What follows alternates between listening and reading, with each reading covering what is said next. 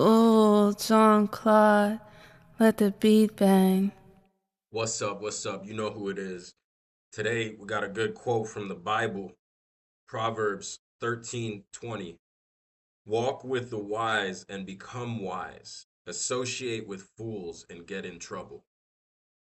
So you know who we owe it all to. God is the greatest. Okay?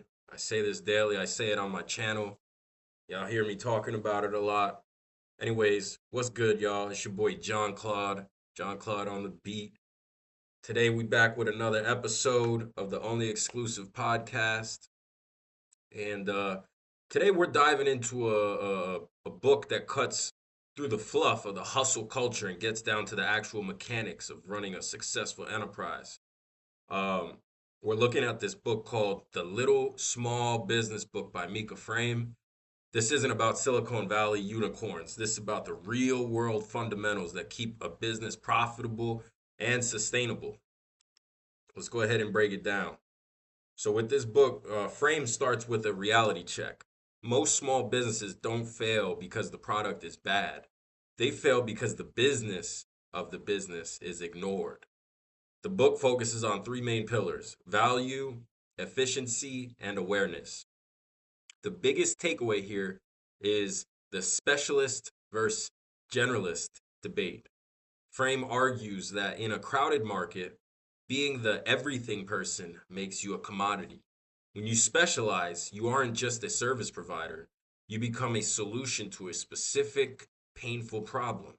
That shift allows you to charge more and work more efficiently. So, you want to get your bucks up, you want to get some of these, you want to be in the club, just handing out, tossing out all these moolah like that. You know what I'm saying? You gotta takes a little. Let's dive a little deeper. Tell you how you get into all that. One of the most important chapters covers the difference between revenue and profit. Frame highlights how many entrepreneurs focus on the top line, the big numbers coming in, while their expenses eat everything from the bottom. He introduces the concept of high margin focus. If you have 10 products, but two of them provide 80% of your profit, why are you spending 50% of your time on the other eight?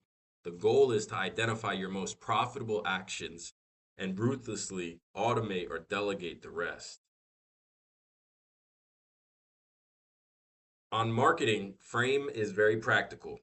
He suggests that small businesses shouldn't try to compete with massive brands on awareness alone. Instead, focus on direct response. Every dollar spent should have a measurable return. But even more important is the lifetime value of a customer. It's 6 to 7 times more expensive to acquire a new customer than it is to keep an existing one. Frame's advice: build systems that ensure your current clients feel like VIPs. Personalization and consistent follow ups are the secret sauce that keeps the lights on. Finally, the book touches on the founder's trap. This is when most businesses cannot function without you. If you are the only one who can do the work, you don't own a business, you own a high stress job. Success, according to Frame, is building systems and processes so that the business can eventually run itself. There we have it. That's a bird's eye view of the Little Small Business Book. It's a short read, but every page is designed to save you time and money. Stay tuned as we discuss how these principles apply to the creative world.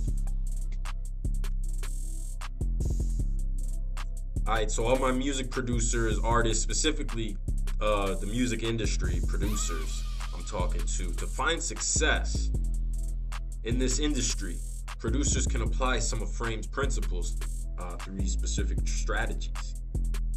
One is niche specialization. Just as Frame suggests specializing in a business niche, a producer should develop a sonic signature. Instead of being a general hip hop producer, becoming the go-to person for a specific subgenre like luxury trap or lo-fi cinematic beats makes you more valuable. Artists will seek you out for your specific sound rather than shopping for the lowest price. 2. Focus on high margin assets. In production, revenue might come from custom beats, but high margin profit often comes from scalable assets. Think about it.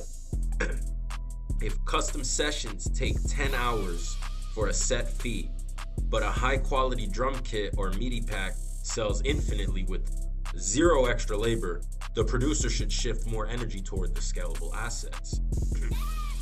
3, we have direct response marketing for beats, okay? So instead of just posting beats for sale on social media, use Fraim's direct response approach. Application would be using lead magnets like a free producer starter loop kit to collect emails. Once you have an email list of artists, you can market directly to them with specific offers, bypassing the noise of social media algorithms. 4, okay, we have increasing client lifetime value. Most producers focus on selling one beat to one artist. Fraim's focus on retention suggests a different path. Create a subscription models or bundle packages for artists. If an artist buys one beat, offer them a discount on a 5-track EP package or provide a mixing and mastering add-on. Turning a one-time buyer into a long-term collaborator is the key to a stable income.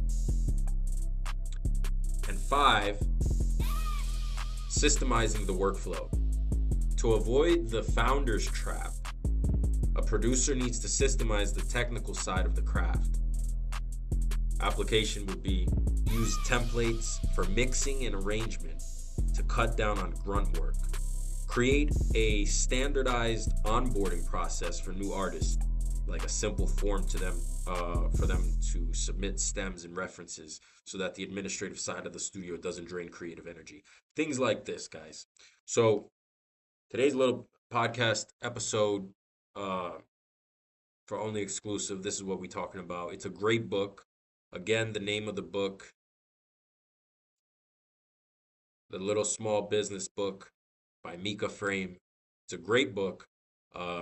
It's a very, very good business book. So like I said, check it out today. And yeah, I'll even drop a link. I'll drop a link. You can copy right from my link below. So that helps me out, helps the business out for Only Exclusive. And yeah, stay tuned. We got a lot of things coming. New beats coming soon. New tracks coming soon. We working. We over here grinding. We're dedicated. So stay tuned for all the new things coming. And shout out to those that have been rocking with me since day one. You already know it's all love over here. And yeah, see you in the next video. Peace.